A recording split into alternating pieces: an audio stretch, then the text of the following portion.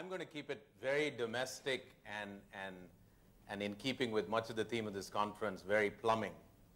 The area of big bang, mega this, mega that, is behind us now in economic policy reform in India, I think.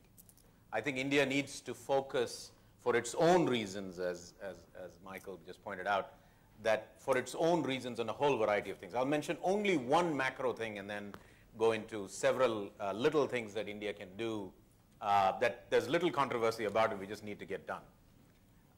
The only macro thing that I think, frankly, India should think about is eliminating its revenue deficit.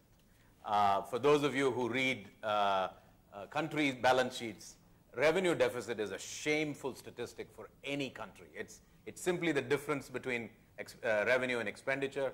Fiscal deficits are different things. You have to add in the cost of bonds and interest into that. But this is simply top line minus next line is a negative in India.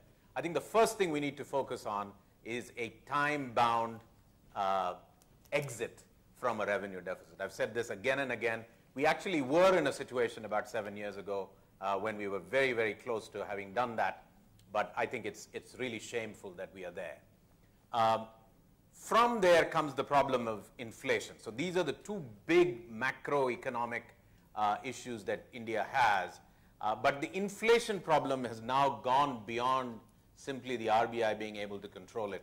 And we need to go into many, many, many little areas.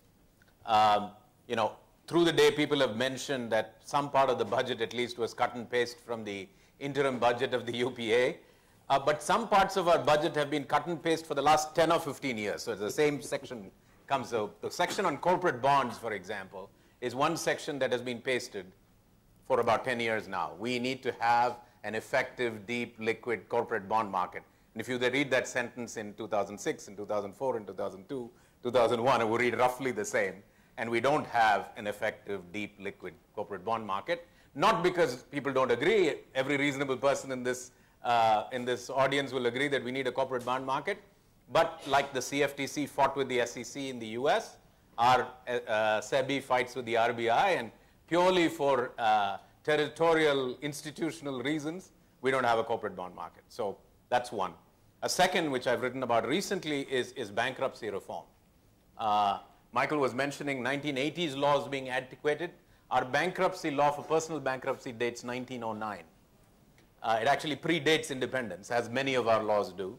And so, again, bankruptcy is just plumbing. It's the mechanics of making an economy work. And we haven't even bothered to address that in any serious way in the last 20 or 30 years. So that's the second example. There are numerous such micro interventions in market after market that will facilitate India's ability to bring down inflation, and in so doing, improve some of these macroeconomic numbers that are primarily related to the fact that we need to be able to grow with a lower inflation. When much of the day's topic has been about growth, India's problem, frankly, is not that it cannot grow. India's problem is that it cannot grow without inflation. So actually, we need to amend the topic the next time to say high growth with manageable or tolerable inflation. And we haven't spoken about much of today.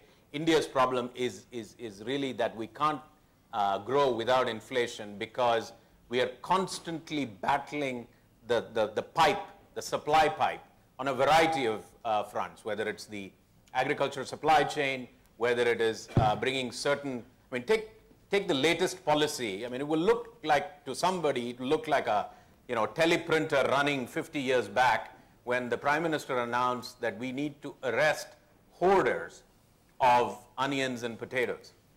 I mean, that's like a 1950s headline, not today's headline, but a 1950s headline to control inflation. It's rather sad that a modern economy needs to resort to that level of intervention. By the way, we don't even have effective tools for that intervention. That's a separate issue. But we need to get to that level of intervention in order to begin to tackle the process of inflation. That's because we have not, as somebody mentioned yesterday, considered genetically modified foods in certain segments of the market, not everywhere, but certain segments of the market. That's because we haven't put enough time into the supply chain of essential commodities agricultural commodities and their marketing and distribution. So we are in the moment where we need to focus on mechanics and plumbing in sector after sector. And the solutions are available, so that's the beauty, but we need to just get it done. GST is another one. Again, the idea of GST now widely accepted.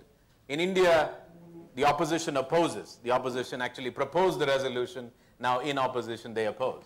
But the idea itself is well understood and captured by everyone. So I'll stop there with this idea that for India's own sake, we need to focus on a host of plumbing solutions in a variety of small but identifiable contexts.